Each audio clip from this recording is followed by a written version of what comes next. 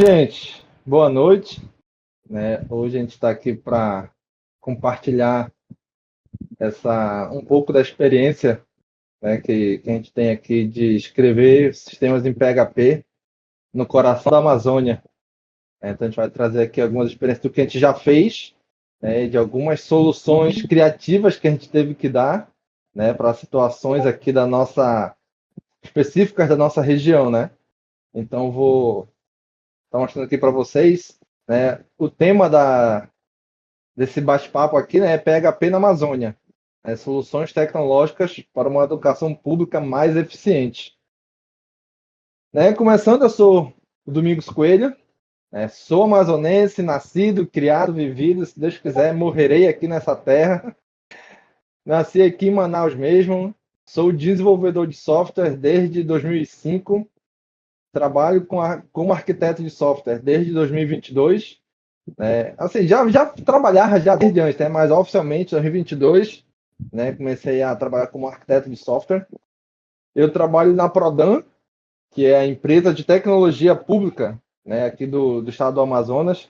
Cada estado tem a sua PROD, que a gente chama, Então, cada estado da federação aqui tem a sua PROD. Tem a Prodan do Amazonas, tem a Prodenge de Minas Gerais, tem a Prodepa do Pará, e Celepar do Paraná. Então, cada estado tem a sua PROD, que é a empresa de tecnologia da informação pública, do governo do estado.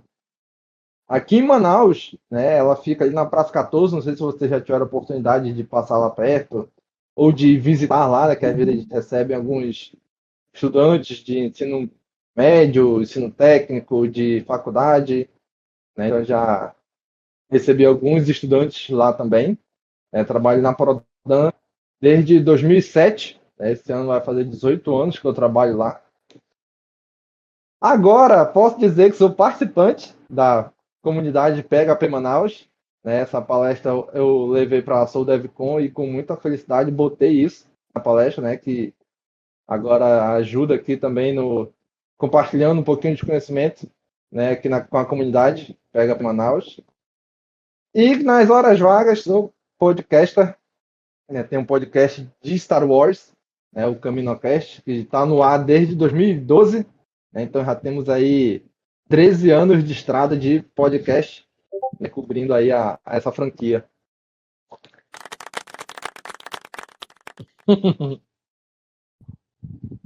Então, assim, como eu falei, como eu levei essa palestra para a SouDevCon, que era um evento nacional, então eu tive que contextualizar um pouco, para o pessoal entender a geografia. Eu tive que fazer dois contextos, e é o que eu vou fazer para vocês aqui também, Dois contextos. O contexto geográfico, do nosso estado, de onde a gente está, da grandiosidade dele, e depois o contexto histórico, da área de educação. Então, nosso estado aqui, ele é o maior, em extensão territorial do Brasil. Aqui no Amazonas caberia uma Alemanha e duas Ucrânia, De tão grande que nosso estado caberia 3 países de primeiro mundo aqui dentro, Então, nosso estado, ele é muito grande territorialmente falando.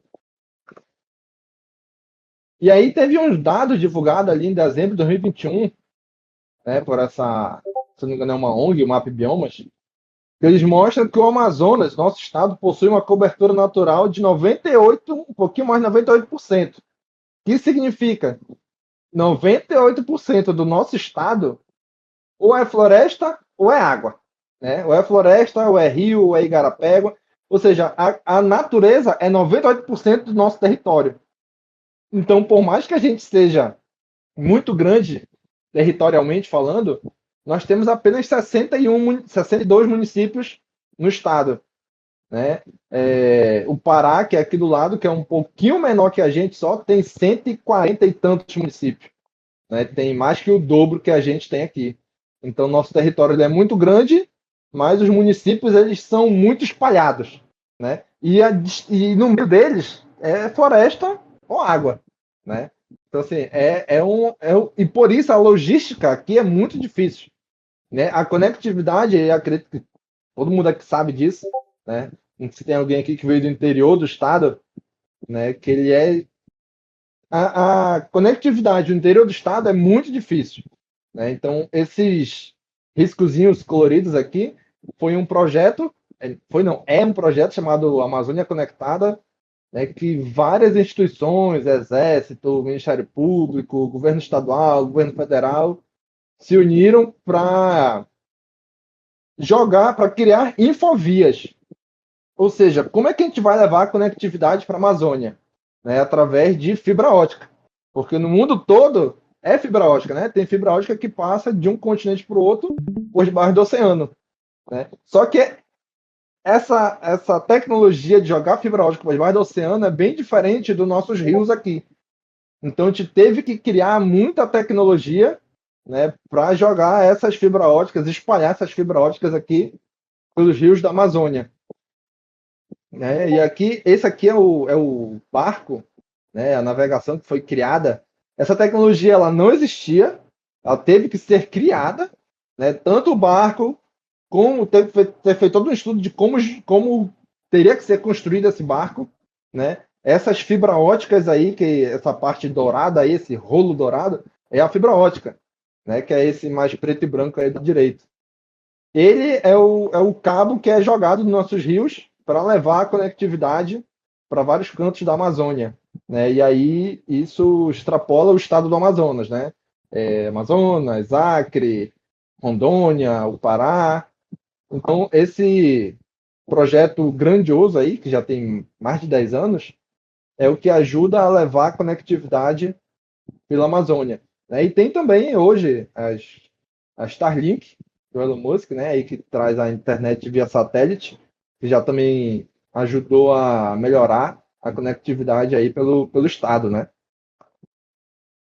Feito esse contexto geográfico da grandiosidade do nosso estado, né, como ele é grande, como tem muita dificuldade de se conectar à Amazônia, né, porque além de ser caro derrubar a floresta para jogar cabo de fibra ótica, o meio ambiente não é muito legal isso, né? Então é mais fácil jogar pelos rios. Então, feito esse contexto geográfico, a gente vai para um contexto histórico, né, de como era o cenário da educação pública no Amazonas ali pela década de 90.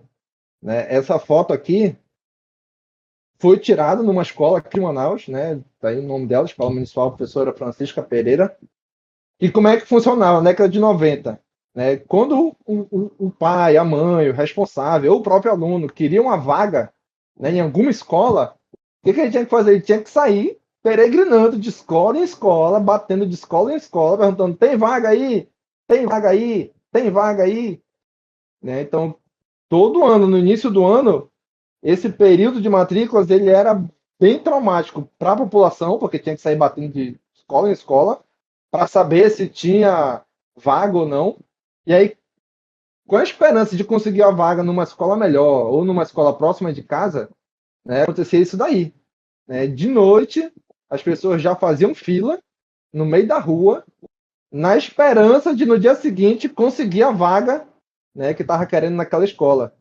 Ou seja, eles passavam a noite no relento, à mercê de violência urbana, à mercê do clima, que podia chover a qualquer momento, e tinha que ficar ali. E não era certeza de que ia conseguir a vaga que queria para o aluno. Né? Podia acontecer de chegar na hora e não conseguir a vaga. Né? E outro problema que tinha muito nessa época é que o cadastro de alunos não era unificado. Ou seja, cada escola tinha o seu cadastro de aluno. Aí o que acontecia? Às vezes o aluno conseguia ir o pai para uma escola, a mãe para outra, conseguir tentar a vaga para o aluno, e acabava que os dois conseguiam. E aí o mesmo aluno estava matriculado em duas escolas diferentes. Aí depois eles iam lá e escolhiam qual era aqueles fosse mais vantajosa para eles, né? Ou seja, alguém que queria a vaga, uma dessas vagas, não conseguia. Por quê? Porque alguém pegou duas vagas. E aí depois que soltava a vaga, e aí.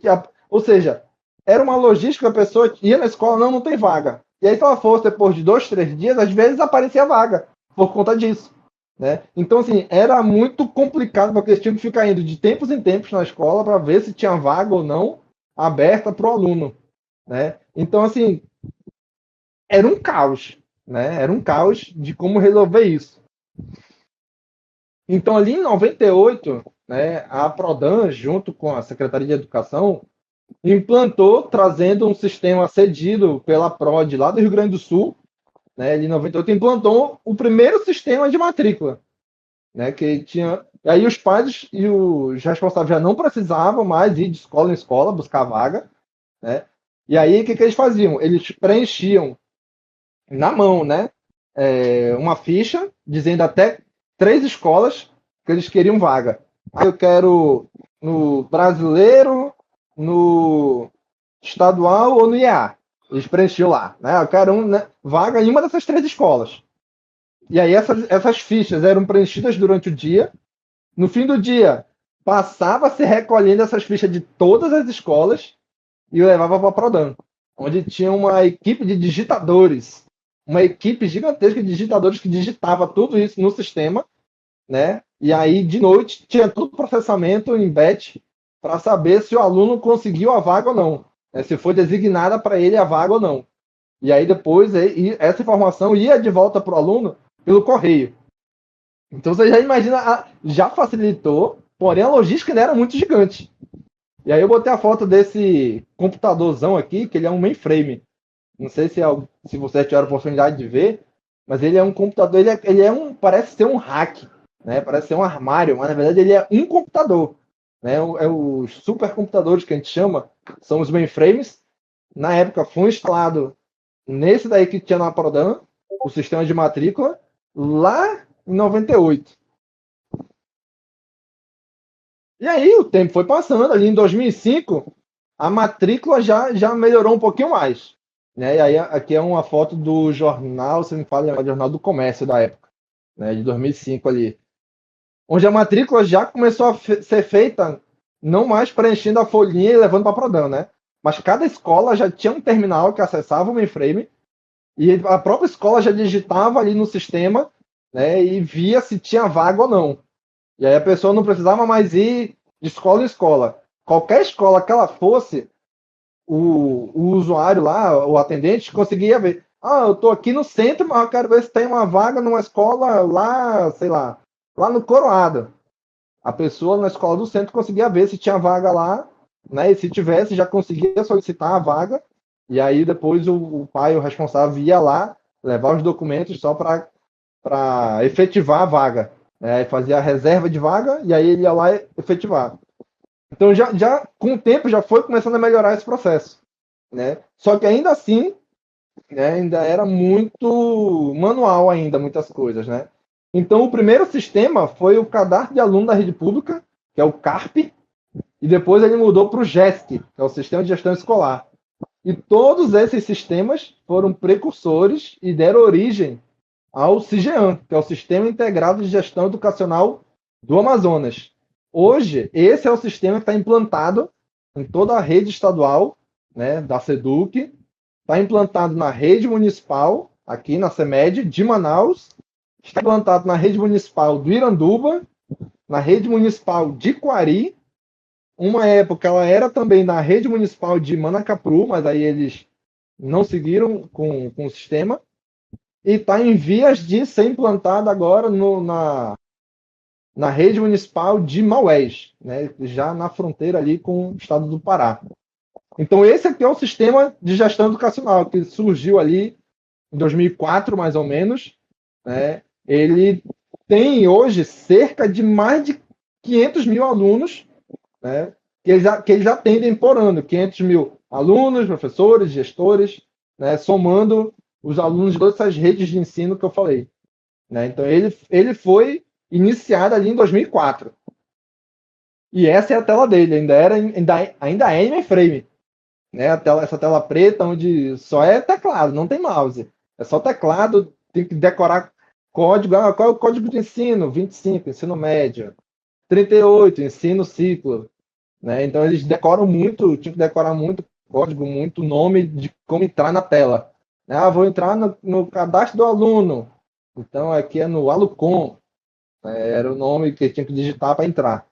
Então, isso aqui foi ser adotada essa tecnologia, por quê? Porque lá, como eu falei, lá no interior, a conectividade era muito precária. E aí essa conexão aqui é só texto. Então qualquer sinalzinho mínimo de internet, de rádio, do que fosse, conseguia chegar o sinal lá e eles mandarem de volta. Né? Então esse aqui foi adotado na época principalmente por conta disso, né? Essa tecnologia. Mas aí eu estou falando de muita coisa aqui, muito sistema, muito mainframe e tudo. Mas e o PHP? Que a ideia aqui é a gente falar do PHP na Amazônia, né? Então, o CIGEAM, como ele é o grande sistema que gerencia toda a educação no Amazonas, surgiu alguns sistemas que a gente diz assim, o CIGEAM seria o Sol, e esses outros sistemas são os sistemas que orbitam, que estão ao redor do CIGEAM. Né? O primeiro, um dos primeiros que surgiu, né, foi esse daqui, o Sistema Eletrônico de Avaliação. Qual é a ideia dele? Muita gente, se na capital Manaus é assim, imagine no interior. Muita gente não conclui o ensino, porque tem que trabalhar, ou por várias questões. E eles não conseguem terminar os estudos. Né? Parou ali de estudar na quarta série, na quinta série, na sexta série, estudou só o ensino fundamental, não fez ensino médio. E aí o que esse sistema aqui fazia? Ele era um sistema de avaliação, ou seja, o aluno entrava no site, se inscrevia e agendava um dia para ir lá fazer uma avaliação. Eu falo, e aí esse sistema ele ia no CIGEAM para consultar os dados desse aluno e saber o que faltava dele. Esse aluno aqui falta finalizar o 8º ano, na época era a 8ª série do ensino fundamental. E aí ele precisa fazer prova de português, matemática, história, física, e aí traz tudinho. E aí no dia que o aluno agenda, ele ia lá em alguma escola que ele agendava, fazer a prova nesse sistema. Se ele passar na prova, já recebe certificado. Né? E aí essa informação volta para o CIGEAM para ser incluída no histórico escolar do aluno, emitir o certificado dele e tudo. Né? Então isso aqui facilitou muito quem queria concluir os seus estudos, mas não tinha muito tempo. Né? Então ele estudava e ia lá fazer a avaliação, passando, já concluía. Né? E aí vamos dizer assim, que o aluno ele passou em matemática, mas não passou em português. Matemática já está ok. Ele vai reagendar uma nova avaliação para português em algum outro momento. Né? E aí, quando terminar português, o sistema, já fechou tudo, então agora pode emitir o certificado. Então, isso aqui começou, esse sistema, em 2010. E aqui, na época, essa era a stack que a gente usava, né, que a gente usou para construir ele, a primeira versão dele. Era o PHP 5.2, para vocês terem uma ideia. Antes da revolução do PHP 5.3, com Composer, MSpace e tudo, a gente usava o PHP 5.2, a gente usou o framework CakePHP 1.1, foi a primeira versão desse framework, né, e o banco de dados era um Postgres. Então, essa aqui era a stack usada, foi a stack usada para construir a primeira versão dessa aplicação. E com o tempo ela foi melhorando, foi evoluindo, né, e hoje ela já foi reescrita, né, em outra linguagem. E aí acontece que para a capital era fácil entrar, agendar e ir lá fazer a prova. Mas tinha o interior do estado. E aí como é que a gente faz para levar esse sistema para o interior do estado, sendo que não tinha uma internet de qualidade lá? Aí a gente desenvolveu uma versão offline da aplicação. Como é que ela funcionava? A Seduc mandava lá para a Prodan 2 notebooks para cada escola que ia ter esse evento. Então, a primeira vez foi quase 200 notebooks para o Prodan. Aí a gente fazia, a gente colocava a aplicação, o servidor web, o banco de dados, a gente botava tudo isso num pendrive, espetava no computador, instalava tudo ali local, como se fosse uma máquina de desenvolvedor, né? Instalava tudo local, e aí ia para uma escola do interior de canoa, de voadeira, né? 2 notebooks dentro da voadeira, ia para a escola, e aí eles avisavam com antecedência lá. Dia tal, do dia tal a dia tal, vai ter mobilização para que as pessoas possam vir fazer as provas e regularizar seus estudos. Então a gente instalava o programa, o sistema com banco de dados, com tudo, em 2 notebooks, e aí chegava lá, esse notebook, um desses notebooks era o servidor, ou seja, na escola tinha um laboratório de informática, com uma rede ali, só que não tinha internet. Então espetava um notebook nessa rede, ele virava um servidor, e as pessoas naquele laboratório ali, todos acessavam o sistema que estava nesse notebook.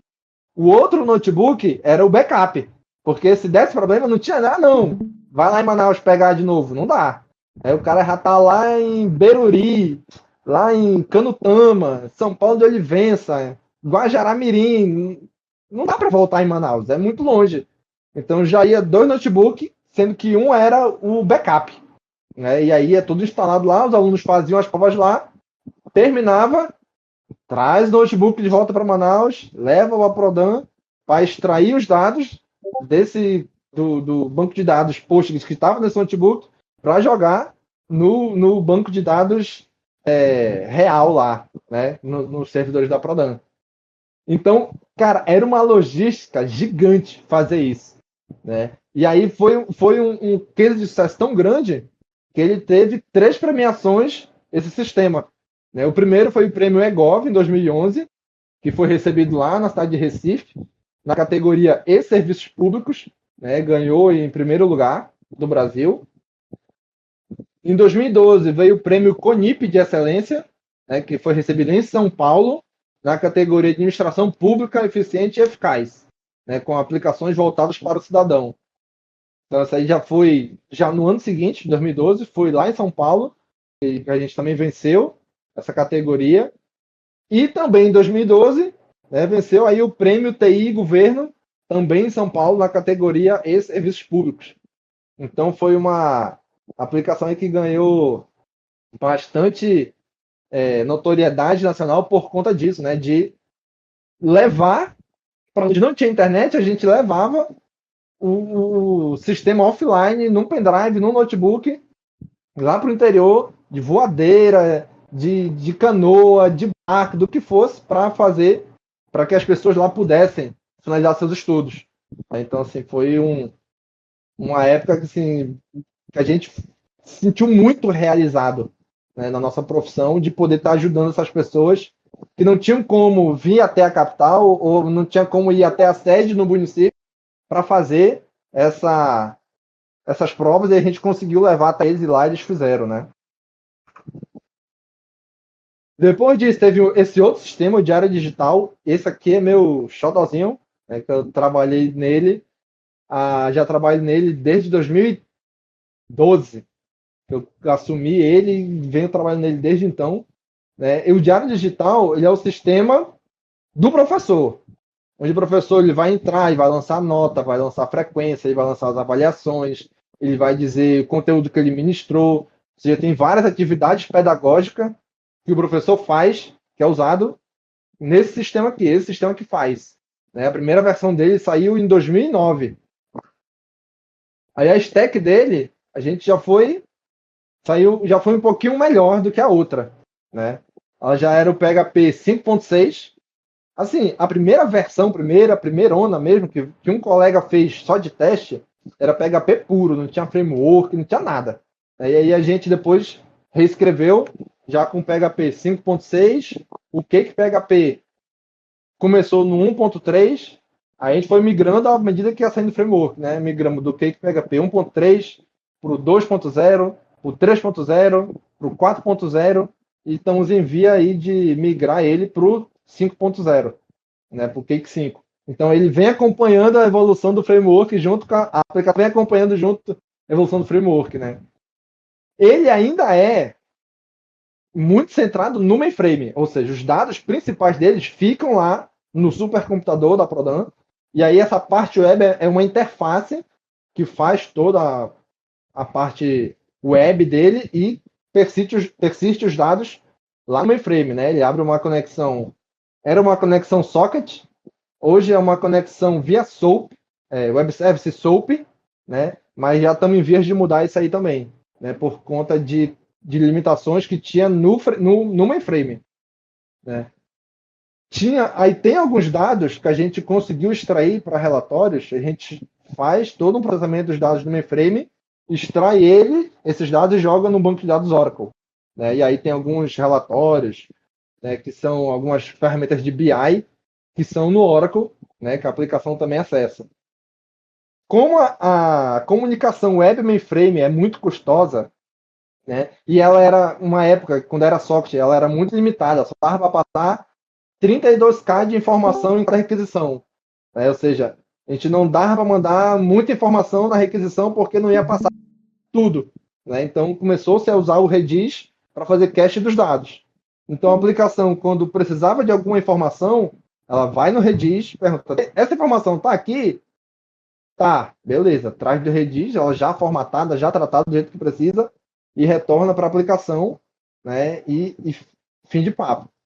Quando vai no Redis, olha, essa informação não está aqui, ou ela está aqui, mas já não está mais válida, aí a aplicação vai no mainframe, processo já tem que processar, traz de lá, armazena no Redis e aí retorna, né, para a web. Né? E isso acelerou muito ali o tempo de resposta da aplicação. Internamente, ela também tem uma API que aí ela é usada só interna, ela não está pública para a internet. Né? Que é essa API é que acessa o Oracle, que faz algumas outras funções em background, e ela foi escrita na época com o Lumen, que era o micro framework do Laravel, né? O Lumen no 5.5, a versão que ele usava, né? Então ele levou um tempo e aí a gente deixou nessa versão porque não havia necessidade de mudar por conta que é uma API interna, né? Então não tinha tanta necessidade de uma migração dela mais recente, né? E aí o Diário Digital ele surgiu para um ensino, ele surgiu, na verdade, foi implantado em 2 escolas. Na escola Nossa Senhora Aparecida, que fica no bairro de Aparecida, em Manaus, e na escola Geni Bentes, que fica em Parintins. E aí, com o tempo, ele foi aumentando a quantidade de escolas que ele foi atendendo. Em 2013, começou a atender todas as escolas da capital. E aí surgiu esse projeto Mediação Tecnológica. Como é que é esse projeto? Tem comunidades muito distantes que tem lá, sei lá, 10 alunos naquela comunidade ribeirinha, ou indígena, ou algum lugar que fica muito distante de qualquer centro urbano. Só que tem alunos lá. E aí, como é que faz? E alunos de diversas idades. Então, não tem como formar uma turma. Tem, sei lá, numa turma tem 2 alunos do primeiro ano, 3 alunos do terceiro ano, 1 aluno do quinto ano. E aí, como é que a gente faz para levar essa quantidade de professores para lá? Não tem como. Né? E aí a Seduc criou o projeto de mediação tecnológica. A Seduc construiu um centro de mídias aqui em Manaus, e aí eles transmitem para essas escolas a aula daqui de Manaus. Né? E aí tem o centro de mídias aí, onde eles, daqui de Manaus, o professor vai lá para a sede da Seduc, dá aula daqui, e os alunos em vários pontos do interior do Amazonas estão assistindo a aula em tempo real. E aí, como é que viabiliza isso, dada nosso problema de conectividade? Na época foram colocadas antenas em cidades polos, né, em escolas polos do interior. Essas antenas eram gigantescas e elas pegavam o sinal de satélite. Então, o sinal de internet era via satélite, saía de Manaus, ia para o satélite e chegava lá nessas escolas. Então, com isso, eles conseguiam assistir a aula, o professor estando aqui, e tinha dentro da sala um mediador, né, que era quem passava a atividade, quem dava as presenças, quem controlava tudo isso. E aí a gente percebeu que, já que tem internet nessas escolas, vamos colocar o diário digital também nessas escolas. E a gente também levou o diário digital para essas escolas, só que elas têm o regime de aula delas é diferente. Né? Quando a acredito que a maioria aqui, quando foi para a escola, era primeiro tempo matemática, segundo tempo português, terceiro tempo história. Lá no interior não é assim que funcionava. Como é que funciona a mediação tecnológica? Gente, é 3 semanas de aula só de português, por exemplo. Só português. E aí fica 3 semanas todo mundo estudando só português, terminou essas 3 semanas, fizeram as provas, terminou, não tem mais português. Pro resto do ano todo. Aí começa, sei lá, geografia. 2 semanas de geografia. Aí o professor de geografia fica dando aula daqui. Ou seja, a gente tem que fazer algumas adequações no sistema para que ele não olhasse uma grade curricular normal. Tinha que mudar, né? Então, tinha que mudar, adequar a aplicação. Para isso, a gente adequou e implantou isso, né, em todos os municípios, que todos os municípios tinham algumas escolas com essa tecnologia. Então, a gente levou isso aí já para os 62 municípios, né? E aqui é a foto de uma escola. Os alunos sentados ali olhando a televisão. Por quê? Porque o professor está dando aula lá. Está dando aula daqui de Manaus, o aluno lá no interior assistindo a aula, né, e fica um professor mediador ali, né, que lança as frequências, as notas, né, para esse pessoal tudo. Né? E aí a gente colocou, como vocês também tem um notebook na frente dele, então a gente colocou o diário digital nessas escolas. Depois disso, também surgiu o portal educacional, né, que aí, se o diário digital era o sistema do professor, o portal educacional é o sistema do aluno. Ele foi lançado em 2013, onde o aluno ou o responsável do aluno entrava, se conectava e conseguia ver o boletim do aluno, conseguia ver as notas, as frequências, as avaliações. Depois de um tempo também já podia tirar algumas declarações ali. Né? Ele foi lançado ali em 2013, esse sistema. Na época também, PHP 5.6, Cake PHP 1.3, Cake PHP 1.3 e acessando os dados que o diário digital persistia no mainframe, ele ia lá ler esses dados e exibia. Com o tempo, ele acabou sendo reescrito também, né, por conta unicamente de recursos. Né? Tinha pouco recurso PHP na empresa na época, e aí acabou-se que foi reescrito em Java, porque teve uma parceria com a UEA e estava trazendo muitos alunos com conhecimento de Java. Né? Então, alguma dessas aplicações, como o portal educacional, foi reescrito em Java. Né? Mas por muito tempo ele foi PHP com essa stack aqui, e atendia muito bem. Esse é a menina dos olhos de ouro da Prodan, da Seduc, da CEMED, do governo do estado como um todo, né? É o sistema de matrículas online. Alguns de vocês aqui acredito que já passaram por ele, os pais de vocês também já tentaram aqui. E esse sistema, ele foi lançado a primeira versão em 2009, e ele faz o controle das matrículas durante o ano todo, mas principalmente ali na época de janeiro, que é quando tem o pico de acesso para acessar, para conseguir as vagas, né? Aquelas fotos que eu mostrava lá das filas na escola, onde tinha até um comércio paralelo ali, que as pessoas vendiam vaga nas filas. A pessoa chegava cedo, pegava uma vaga e depois vendia para outro que queria essa vaga para ficar ali na frente. Então, esse sistema aqui foi que tirou essas pessoas da rua.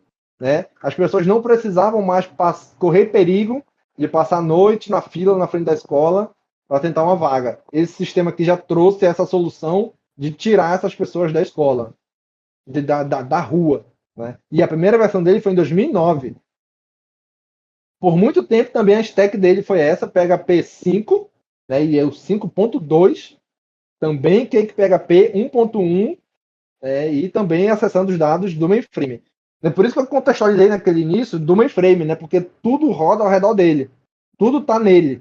Então as aplicações web vão nele para consumir os dados e trazer para exibir, né, nas aplicações web. Essa era a primeira cara do sistema de matrículas em 2009.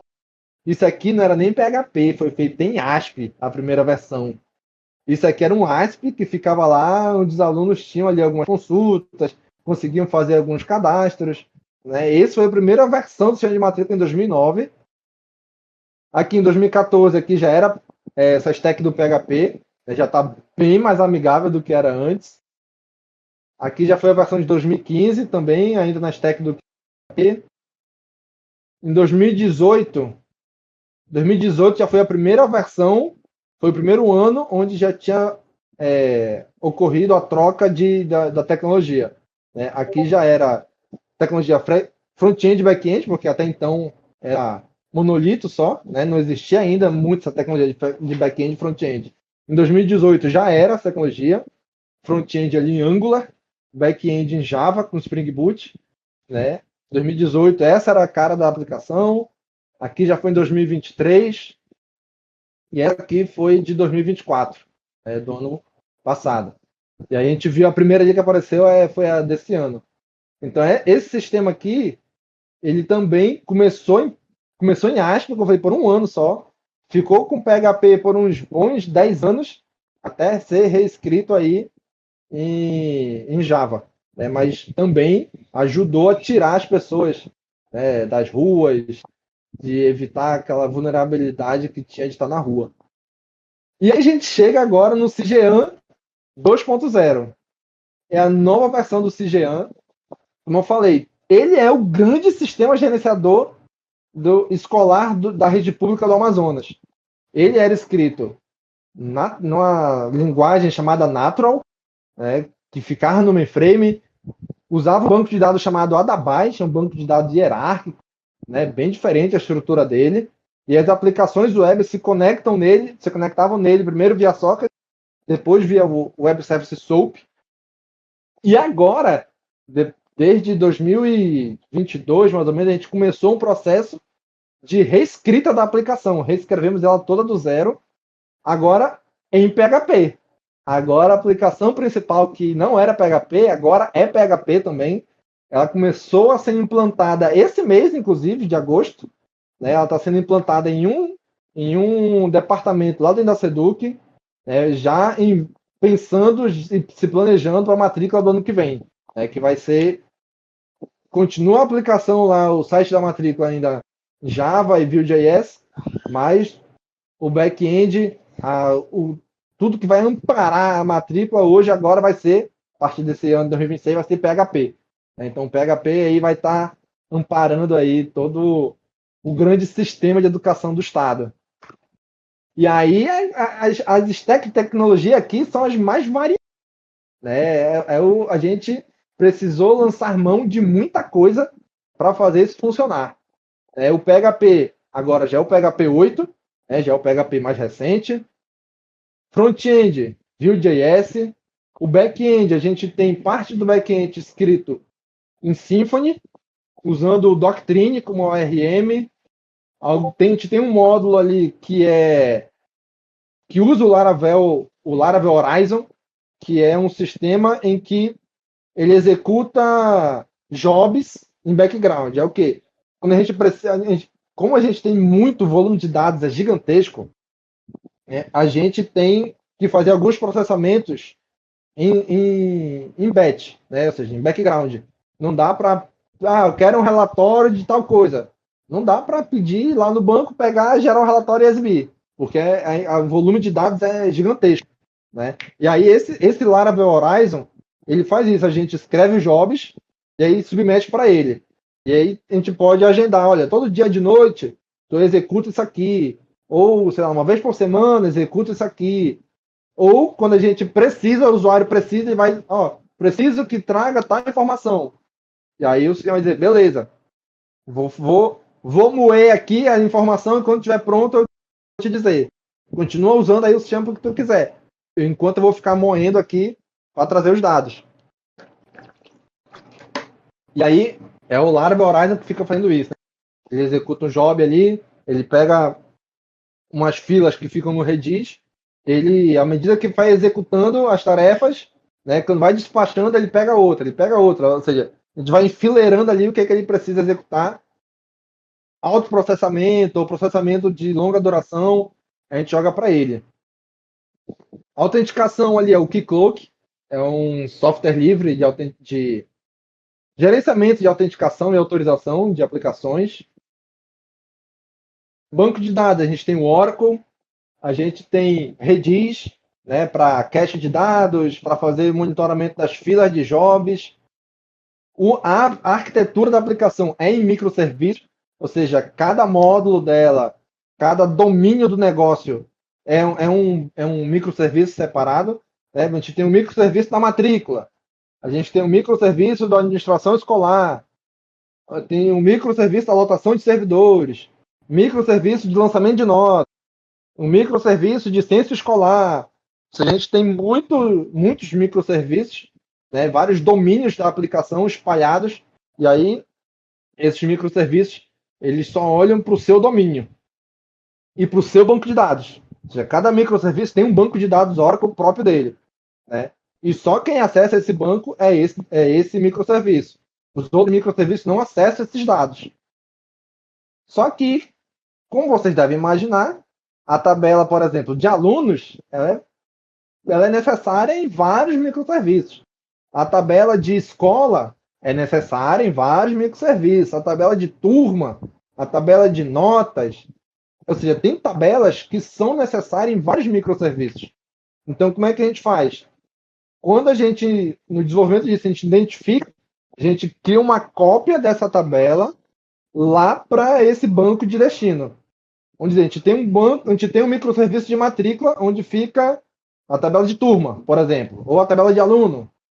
E aí lá no microserviço de, sei lá, lançamento de nota, eu preciso do aluno lá para lançar a nota dele.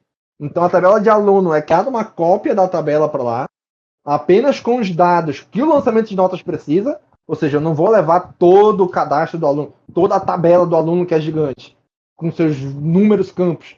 Não, eu levo o que aquele módulo precisa. E aí, para garantir que esses dados fiquem consistentes entre bancos de dados, a gente usa o Kafka Connect, que ele conecta direto no banco e fica olhando. Opa, foi inserido um registro novo na tabela de aluno. Ele captura esse evento e cadastra esse aluno, insere esse registro na tabela de aluno nos mais diversos bancos de dados separados que tem. Ou seja, ele captura essa informação e insere onde tem que inserir. Opa, atualizar o cadastro dessa escola. Ele identifica esse update no banco e espalha esse update para todos os outros bancos onde tem a tabela de escola. Ou seja, o Kafka Connect que fica responsável por deixar igual, deixar síncrono, né, as informações de cada tabela. Quando tem eventos da aplicação, por exemplo, o professor lançou nota e fechou o bimestre. Beleza, quando fecha o bimestre, a aplicação tem que perceber. Beleza, teve um evento aqui de fechamento de bimestre desse professor nessa turma. Ela dispara um evento onde ele vai. Esse evento não é só replicar dados, né? Aí ele vai fazer uma série de coisas. Já fechou o bimestre? Os outros bimestres já estão fechados? Sim. É o último bimestre? Sim, é o último bimestre. Então calcula o resultado final desse aluno. Esse aluno está de recuperação? Então tem que jogar ele para a turma de recuperação. Ou seja, tem uma série de eventos que acontecem na aplicação que não é só replicação de dados. E aí, para esses eventos, onde tem que fazer algum processamento, fazer alguma validação, fazer alguma coisa, aí a gente usa o RabbitMQ, que ele dispara esse evento da aplicação, né, lá para o broker dele, e onde estiver ouvindo essa fila que ele dispara, recebe esse evento e faz processo, faz o que tinha que fazer ali. Então a gente usa tanto o Kafka quanto o RabbitMQ na aplicação. Esses dados aqui são os dados que eu extraí da aplicação até 31 de julho de 2025. Né? Levando em consideração as escolas da SEDUC, de todo o estado, as escolas da SEMED de Manaus, SEMED de Iranduba e SEMED de Coari, a gente tem um total de 1.329 escolas ativas dentro da aplicação. Ou seja, 1.329 escolas que usam o sistema. E usam os vários sistemas que eu apresentei para vocês aqui. Esse ano, nós temos até julho 72.688 lotações de servidores. O que é isso? Os servidores são funcionários. Né? É professor, é gestor, é merendeiro, é pedagogo, é secretário de escola. Tudo que vocês imaginarem de funcionário da SEDUC, eles são servidores, né? E eles são lotados todo ano em alguma unidade de ensino. Pode ser numa escola, pode ser na coordenadoria, pode ser na sede da SEDUC, pode ser numa escola anexo. Então, a gente teve um total de 72.688 lotação de servidores nesse ano. E aí, às vezes, tem processo seletivo de professor que está faltando, e aí esses professores também são lotados. Nós tivemos alunos matriculados, 648.643 até julho. Né? Alunos matriculados, ou seja, o que é isso? Qual é a diferença desses alunos matriculados para reservas de matrículas, que são esses alunos do lado, né? Que é um número maior. Quando um aluno vai se transferir, por exemplo, de uma escola para outra, ele tem que ir lá reservar a matrícula. E aí, depois que ele reserva a matrícula pelo site de matrícula, ele tem, se não me falha a memória, até 3 dias para ir na escola, levar a documentação dele, documento de transferência a outra escola, né, o que ele precisa levar para ele efetivar essa matrícula dele. E aí ele se torna um aluno dessa outra escola. No início do ano, a mesma coisa, né? Quando tem o processo de matrícula, eles têm que faz pela reserva de vaga pelo site de matrícula e tenham um número X de dias para ir na escola efetivar essa reserva, né? Para a reserva efetivamente virar uma vaga, né? Então, por isso que a gente tem um número maior de reservas, porque às vezes tentam uma reserva para 2 escolas, consegue, efetiva uma, ou o aluno reservou uma matrícula, uma vaga e acabou não indo lá confirmar e perdeu a vaga, né? Então, assim, por isso que a gente tem 648 mil alunos matriculados, mas tivemos 947 mil reservas de matrícula. E esse número aqui, ele cresce o ano todo, porque o ano todo tem aluno se transferindo de uma escola para outra, aluno que sai, aluno que desiste de estudar, aluno que entra para estudar no meio do ano, em qualquer época do ano, e aí a legislação brasileira ampara esse aluno, que ele pode iniciar o estudo em qualquer época do ano. Mas aí, claro, né, ele não vai ter as mesmas condições do aluno que está desde o início do ano. Mas pode ter uma inscrição no meio do ano. Por exemplo, as escolas de EJA, ensino de jovens e adultos, né, que geralmente são senhorinhas, senhorzinhos que se matriculam, que não terminaram os estudos, se matriculam para terminar os estudos, no meio do ano tem matrícula para as escolas EJA, né, porque o tempo de duração é 6 meses, de cada, não é um ano, é o tempo de duração da série, é 6 meses, então eles de 6 em 6 meses tem matrícula para eles, né. Esse é o retrato hoje do CIGEAN. A gente está iniciando a implantação, na verdade, iniciando a migração do CIGEAN, que a gente chama hoje o CIGEAN Legado, que é mainframe, tela preta, para o CIGEAN Web, que é o CIGEAN 2.0, na stack principalmente aí de PHP. É isso, gente, que eu tinha para mostrar para vocês do que a gente já fez de PHP aqui na Amazônia, na educação pública. A gente tem, além, lógico, tem outros sistemas além desse, mas esses são os principais, os que tiveram mais notoriedade, que ajudaram mais as pessoas, né, que a gente conseguiu levar qualidade de vida para essas pessoas, né, mesmo a gente estando aqui atrás do computador, escrevendo código PHP, a gente conseguiu levar qualidade de vida para essas pessoas, né. Esses são os meus contatos, eu estou no grupo do WhatsApp, estou aqui pelo Discord, mas quem quiser trocar uma ideia aí, tem meu e-mail pessoal, meu e-mail profissional, tem meu LinkedIn, né? E aí é isso.